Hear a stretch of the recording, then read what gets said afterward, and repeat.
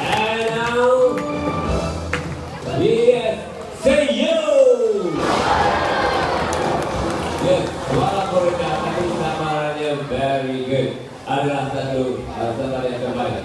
Okey, yang nanti kalau luar, okey, ya, TV, burung yang itu okey, alright, ya, itu dia bisa sambil menunggu kehadiran. Thank you very much. And let's go down and carry our channel.